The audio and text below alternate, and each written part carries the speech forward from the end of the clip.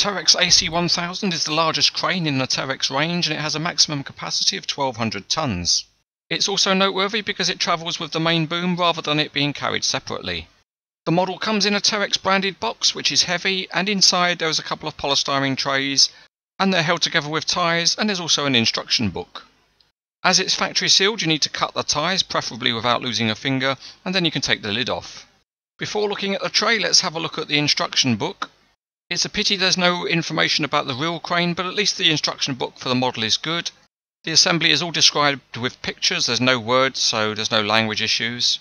It's quite comprehensive, and the only thing not described in any detail is the reeving of the hooks.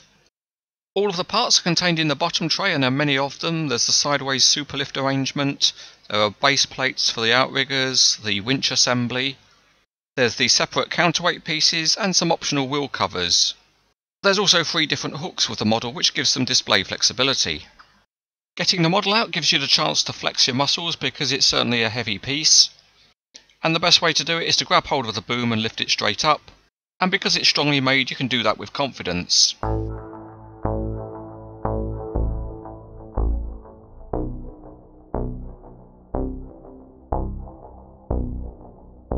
For the assembly section of the model, I'm actually going to disassemble it down to the lightest transport configuration.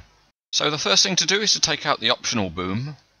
And to do that, you just pull out the main boom a little bit and then pull out the optional boom until it reaches its locking point. And then by pressing the locking pin in, you can fully remove the optional boom from the main boom. The optional boom is then a completely separate item, and that will travel to the site on a separate piece of transport. The crane can travel with its outriggers attached, but in the lightest configuration the outrigger beams are removable, so you just pull out a pin and then you can disconnect them. And you also need to pull out the pin that holds the hydraulic ram in place. That's the one that pushes the outrigger out when it's being set up. With all 4 outriggers removed, you can then add back some chevron plates which just clip on under the turntable area. And then you can add in place some wheel arches which sit in place over the exposed wheels. And they are a push fit into the body. Next up is the traditional activity for a Conrad model, which is to fit door mirrors on the driving cab. So once you separate them from the moulding, they just push into holes that are already preformed in the cab, and they're a reasonable fit on this model. You just might need to fiddle with them a little to get a good fit. Lastly, there are 2 pieces to fit over the exposed end of the main boom, and that's a little pulley that goes in on the top edge. And then there's just a plastic blanking plate which fits into the boom end, and that's a good push fit. With those changes to the model out of the box, the crane is now in its lightest road-going configuration.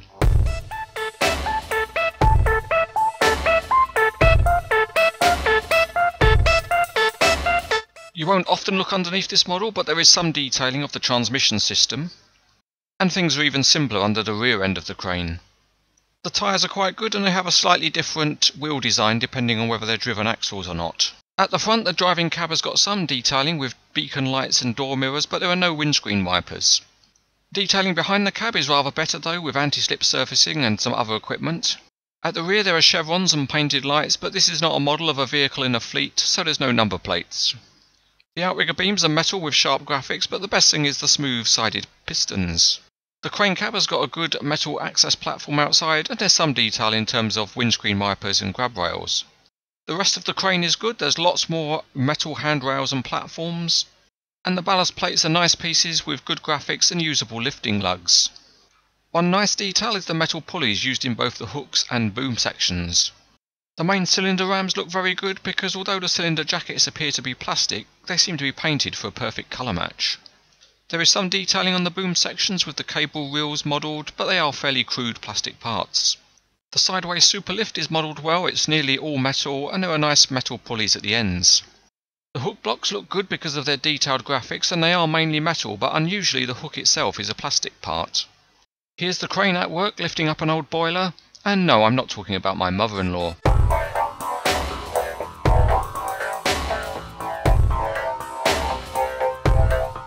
Putting the crane on the test track, and it's a big multi-axled vehicle, and it rolls very well in a straight line. It's also got very flexible steering because each axle can be set to an individual angle, and that means all the steering modes of the real crane can be replicated. And if you set them right and push the crane along, it traces a neat curve. Here the crane driver has been really bad and managed to flip it over, and all the axles were set for crab steering, where all the wheels point the same way. And another very nice feature is that there's working sprung suspension on the axles. Another great feature of the model is its flexibility, because it comes apart in pieces just like the real crane. Then you can form interesting looking convoys. Once you're at the worksite, you can set the crane up, so assuming we've got the outrigger beams already fitted, then they're just extendable, and they lower just by turning the piston at the end.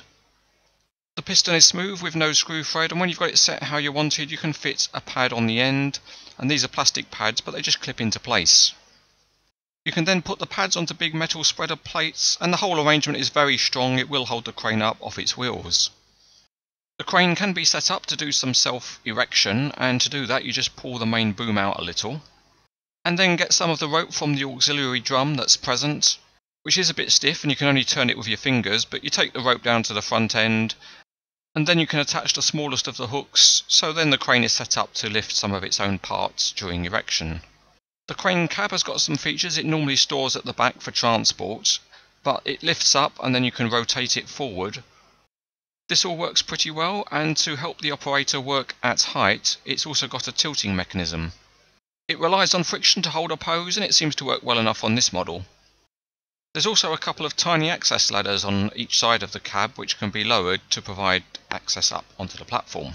We're now ready to raise the boom, and that's very smooth and easy because the cylinders on this model have a mechanism to tighten them up using a supplied spanner, and that works really well. The crane can now be posed loading its own ballast, and the first thing to do is to put a couple of beams onto the carrier deck which just slot into place. And these beams are used to hold the winch assembly. This is a big heavy part, and it just drops into place on the two beams that we've put onto the carrier deck. If you want, you can pose the crane doing this, which makes an interesting display. Next job is to hang the two ballast trays, but the parts are not identical. You need to fit the one that's got the two drilled holes, with the holes pointing to what will be the back. Next, the trays can be loaded up with ballast pieces, and the only care you need to take here is to load it up evenly on each side, because the winch assembly is only balancing on the deck and it will tip over otherwise. At the back of the counterweight tray you can fit a metal ladder which adds some detail, and it's also functional because it is extendable. So it's another nice little touch on the model. And again you can display the model loading its own ballast plates. Next, the crane can be rotated round so the whole rear assembly can be attached. And Conrad's scaling is good because the parts all fit.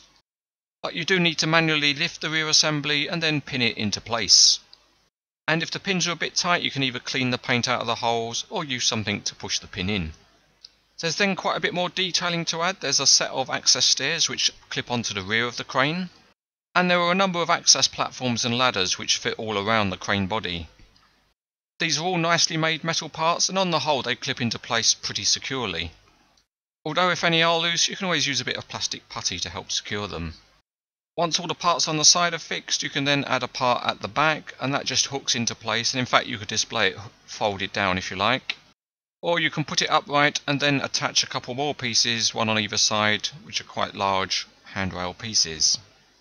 All these parts add some good looking detail to the model, and they make it appear interesting and complex. In terms of the main crane features, the telescopic boom just pulls out smoothly until a locking pin engages. And the main winch drums can be operated by inserting a key into the axle of the winch drum, and that can be powered by a screwdriver if you want. With all that done, the crane is in its most basic configuration, and you could put a heavy hook on the end if you wanted. The next possibility is to attach the sideways superlift arrangement, so you begin that by fixing the pulleys onto the boom end, and then putting the sideways superlift equipment onto the top of the boom.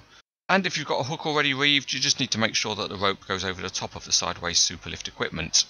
And again, if you've got a suitable handling crane model, you can pose a superlift being attached. Once it's in position, it's secured by a couple of tight fitting pins, and there's another pin to put in at the end of the superlift ram, and that's the ram that raises the whole equipment up when the boom is down.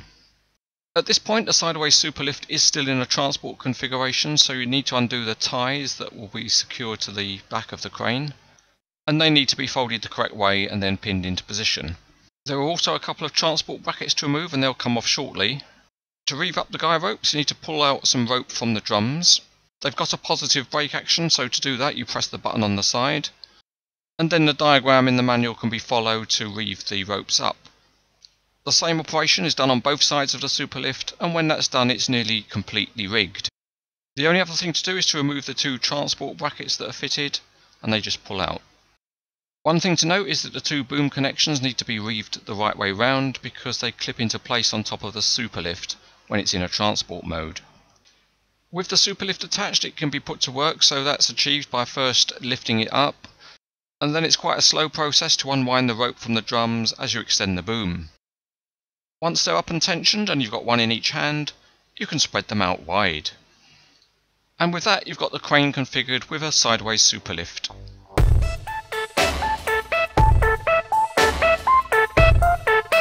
If you want to go really large, you can add the optional boom, and firstly you have to destroy your careful reeving work, and then remove the end cap and pulley that's on the main boom. You then offer up the optional boom to the end of the main boom and press in the locking clip at the end, and after a little bit of jiggling about, it's satisfying to nicely slide it in. Once it's in, the optional boom is then attached, and you can then proceed to reeving the crane up. And the first thing to do is to put the hoist line through the rope guide that's on the optional boom. And then the hoist line runs up to the boom top where you can have fun reeving the hook. The superlift connections can also be repositioned to the optional boom. With that done, you've then created a model which is over 2 meters tall. And the best part about this is that Conrad's model engineering is excellent. So it's very strong and stable, and using the sideways superlift you can tension it up to a very realistic profile. And it will also support a decent load on the hook. In summary, this is a very impressive model. Some more detailing would have been good, and the Terex livery is a bit plain, but there's no doubting that this is a very flexible model with plenty of features, and it's really well engineered. It's an impressive and outstanding model.